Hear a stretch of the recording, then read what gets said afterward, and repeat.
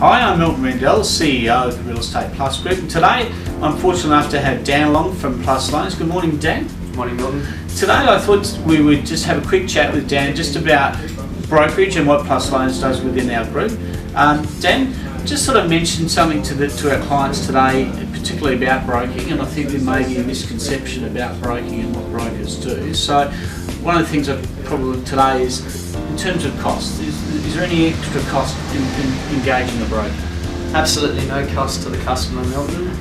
The way that brokers are remunerated is through the lender themselves. So if the customer chooses to actually go through with the loan, we're actually paid commission by the bank themselves. Okay. So as an introducer of a client, we're paid accordingly. The other part about it, I suppose, if we look banks versus brokerage, is certainly I think it's the flexibility that you guys have. And what I mean by that, I can see you on a Thursday night, 6:30, 7 o'clock at night, still in appointments. I certainly can't imagine one of the banks doing that. Is that common? Not for a bank.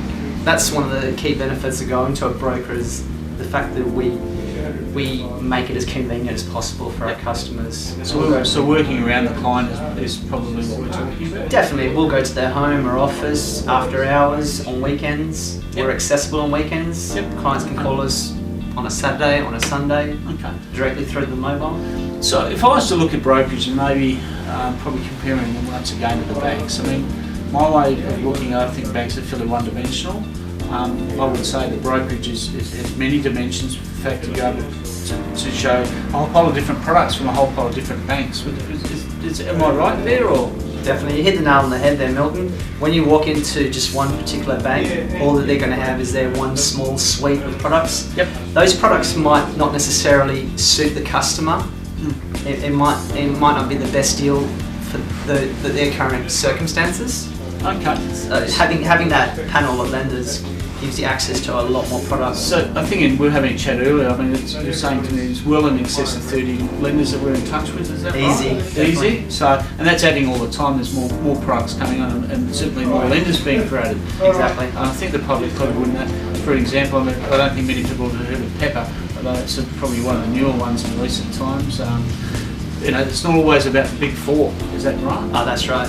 That's right. And would it be fair to say within the brokerage as well, not everything suits a certain client? So what I mean by that is that if you go to the banks, you're pretty stuck to that. I think you need a lot of lateral thinking. I think with some of the new lenders you would find that, because particularly business people. Exactly. Yep. So you would find it that not so much easier, but you certainly can save time for business people.